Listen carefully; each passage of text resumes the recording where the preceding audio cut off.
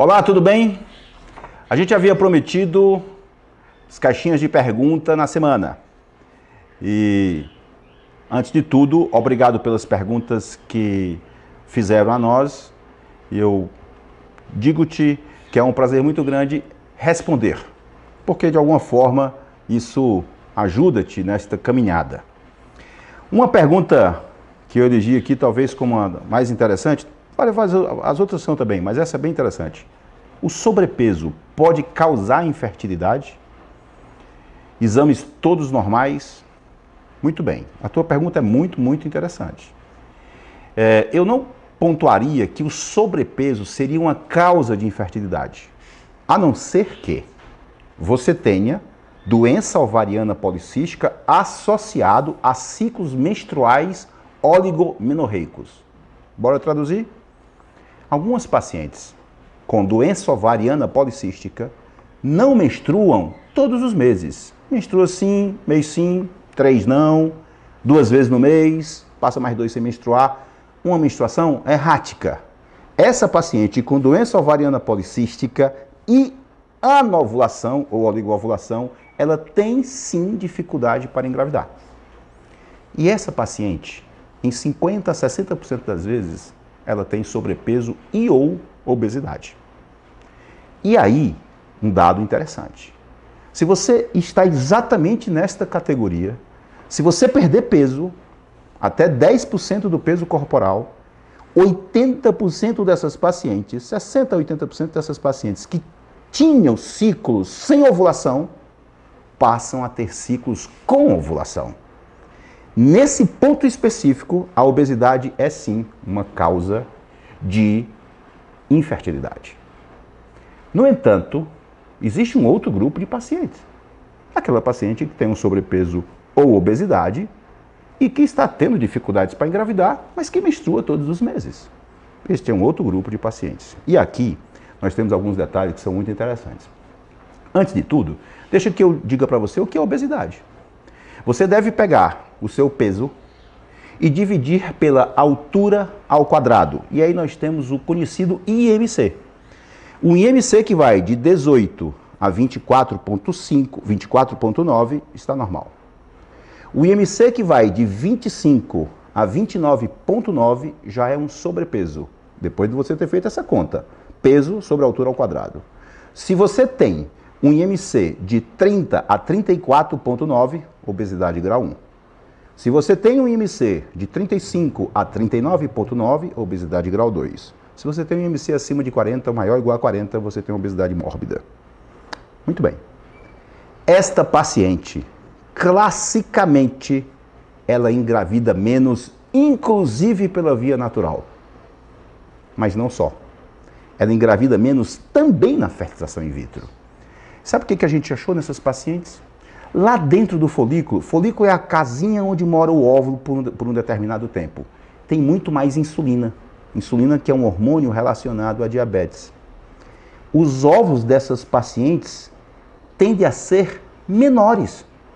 O tamanho deles tende a ser menor na paciente com obesidade que vai fazer a fertilização in vitro. Esses óvulos menores fecundam menos. E esses óvulos menores que fecundam menos têm uma chance menor de virarem blastocistas. Então, a obesidade influencia negativamente tanto a fertilidade natural como a fertilidade conseguida nos laboratórios de fertilização in vitro. Isso é fato. De uma certa forma, a resposta para a tua pergunta é sim. De uma certa forma. Mas ela não é uma causa, como, por exemplo, um fator tubário, uma endometriose, ou um homem que não tem espermatozoide. Ela é mais um fator contributivo importante, bastante importante, para o quadro da tua fertilidade diminuída. Ademais, se você engravida com sobrepeso ou obesidade, você vai ter um risco maior de desenvolver diabetes mellitus gestacional. Às vezes causa óbito fetal intraútero. Se você tem obesidade e está grávida, você tem uma maior propensão a desenvolver um aumento na pressão arterial. Por conseguinte, se você olha para a obesidade antes de engravidar e depois de quando você está grávida, ela deve ser combatida. ela deve ser frontalmente combatida. Sei que é difícil. Sei mesmo. Sei por ser um gordinho eterno. No entanto, a gente precisa estar aqui lutando contra a obesidade. Esse é um ponto. Bora para a segunda perguntinha? Ficou bom? Segunda perguntinha. Tenho endometriose e sinto cólicas sem estar menstruada. É normal? Deixa eu colocar aqui uma coisa para você. Você que está me escutando agora e que sente cólicas. Pare de normalizar a dor. Pare de achar que dor é normal. Eu tenho um mantra que coloca o seguinte, ó. Mulher parece que pode sentir dor. E homem não. E sabe por que isso acontece? Pelos conceitos machistas que estão arraigados em todos nós. Você pode sentir dor. Eu não posso sentir uma dor no meu dente que já estou aqui chamando pela mamãe. E você não. Você pode sentir dores. Errado. Não normaliza, não naturaliza a tua dor menstrual ou não. A dor pélvica de uma forma geral. Muitas vezes essa dor vai ter por detrás dela uma endometriose. Uma doença que é progressiva, que aumenta na medida que os anos passam, que te torna cada vez mais infértil. E isso misturado com aspectos de vida moderna, como, por exemplo, gravidez mais tardia, é muito ruim. Pode se tornar um problema realmente de grande monta. Então, tem dor pélvica? Vai ao ginecologista. Investiga, questiona, conversa. Solicita exames apropriados, como um mapeamento para endometriose, para saber exatamente qual o motivo da tua dor. Não te tornas uma Maria das Dores achando que isso é normal, sentir dor. Não é. Meu marido sonha em ser pai, mas fiz laqueadura há 8 anos e não posso dar um filho a ele. Nossa Senhora. Aqui eu sinto o peso do machismo, inclusive. O peso do machismo. Olha só a frase. Essa pergunta aqui, para mim, ela é muito mais chocante quando ela termina assim. E eu não posso dar um filho a ele. Nossa Senhora. Bom, mas vamos lá. Eu vou te ajudar. Você fez laqueadura há 8 anos. Isso aqui não importa. Se você fez há 1, 2, 3, 10, 15 ou 20 anos. O que importa é a tua idade. Aí sim tem importância. E aí eu vou te dar nortes. Se tu tem menos de 35 anos, pode ser que valha muito a pena a reversão da laqueadura. Pode ser que valha muito a pena. Se você tem mais do que 35 anos, talvez essa minha frase já não esteja tão correta. Pode ser que não valha tanto a pena fazer a reversão da laqueadura. Outro ponto. Olha bem a tua reserva ovariana antes de submeter-se a esta cirurgia da reversão da laqueadura. E o último ponto, tem que olhar para o sêmen. Você não pode fazer uma reversão da laqueadura sem saber se esse sêmen está normal. Pode ser que esse sêmen não esteja normal. E aí você vai estar fazendo um tratamento que pode ser à toa, e esse tratamento é cirúrgico. Então eu oriento-te a ver reserva, o aspecto, como está o sêmen dessa pessoa e o terceiro ponto, a tua idade.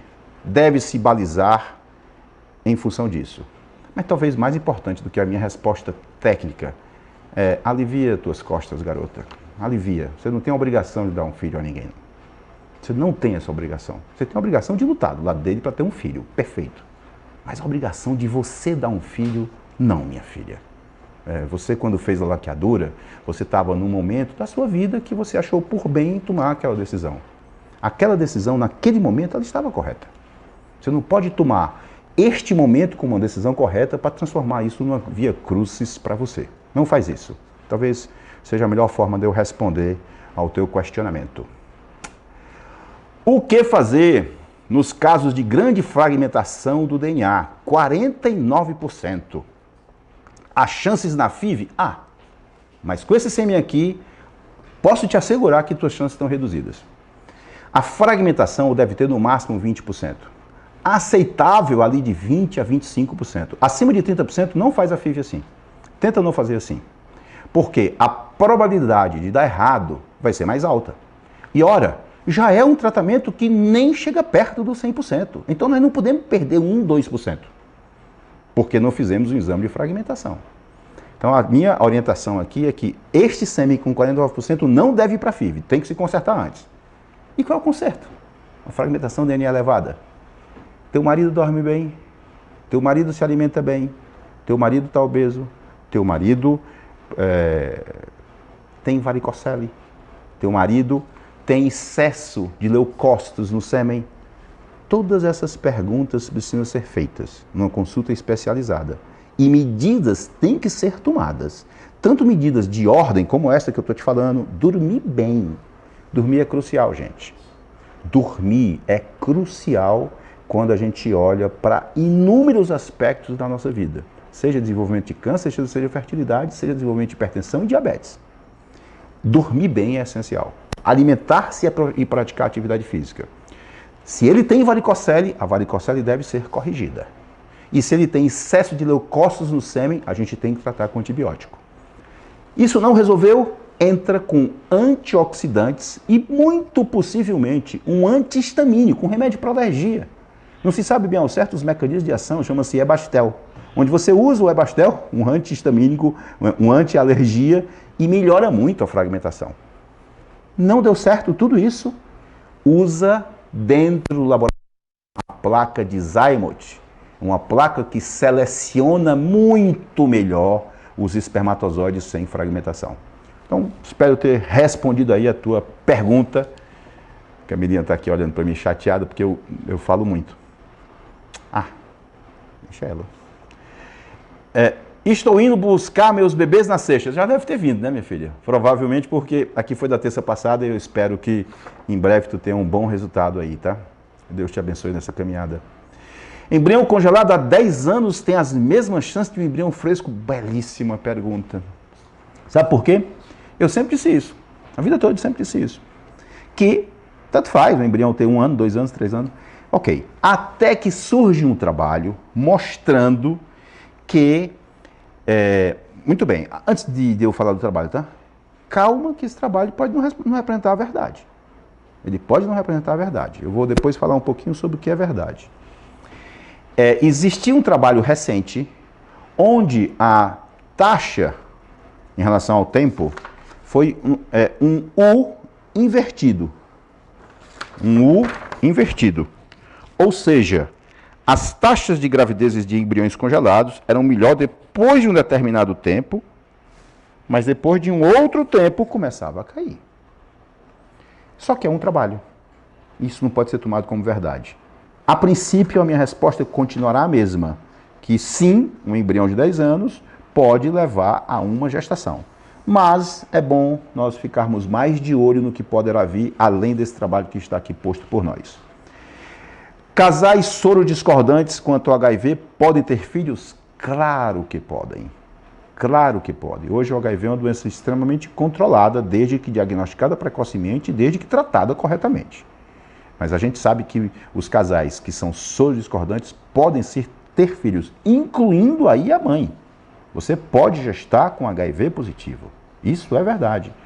As taxas de transmissão, que a gente chama de transmissão vertical, da mãe para a placenta, da mãe para o filho através da placenta, essas taxas são extremamente baixas, desde que esta paciente engravide no tempo correto, se ela tiver uma carga viral negativa. E que ela esteja fazendo uso dos medicamentos e mantenha durante a gestação. Muito bem, tenho ovos congelados. Até quantos anos posso implantá-los? Se você for a Cláudia Raia, até 55.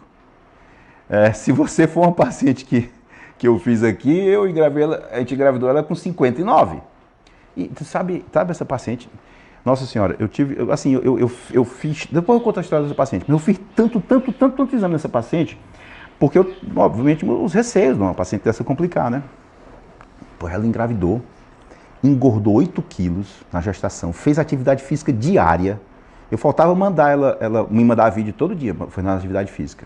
Foi na nutrição, enfim, um espetáculo de gestação. Não teve absolutamente nada. Aí estava eu muito tranquilo aqui no meu consultório, tal. Quando eu vi aquele nome ali, era um nome assim mais estranho, né? Aí eu disse, não deve ser ela não. Porque eu só tive 2 pacientes com esse nome. Uma de 2010 para trás. Eu disse, não é ela, né? Porque ela já teve os filhos dela e tal. Eu disse, será se essa outra... E essa outra era essa de 59 anos. Eu disse, não, mas não vai ser ela não. Pois bem, quando eu olho aqui para aquela porta, não aparece a cristã. 63 anos. Vim pegar os outros meninos. Eu disse, eu não sei se eu te dou mais não. Porque eu não sei se eu tenho coragem, não. O fato é que eu realmente, assim, porque tem seus riscos, obviamente, né? E a gente tem que ponderar muito. Já é uma paciente de 59 que pariu com 59 e agora vai para 63. Gente, a Camila está mandando eu interromper. Eu interrompo, eu mantenho aqui as explicações. Ela está o tempo todo fazendo assim para mim. O tempo todo fazendo isso aqui para mim. Aí ela quer que eu fale e não quer que eu fale. Porque ela fica com trabalho para poder editar. Deve ser isso. Eu paro, Camilinha? Passa a última. Tá com raiva, bebê. Bom, vamos lá. Bom, então, filha, tenho ovos congelados até que os anos possam implantados. Obviamente que eu dei uma resposta um tanto quanto anedótica, embora verdadeira. E o mundo tem uma indiana que pariu com 72 anos. Óbvio que eu não vou te orientar a fazer isso. Claro. E aí eu vou te dizer, preferencialmente antes dos 50 anos. Preferencialmente antes dos 50 anos.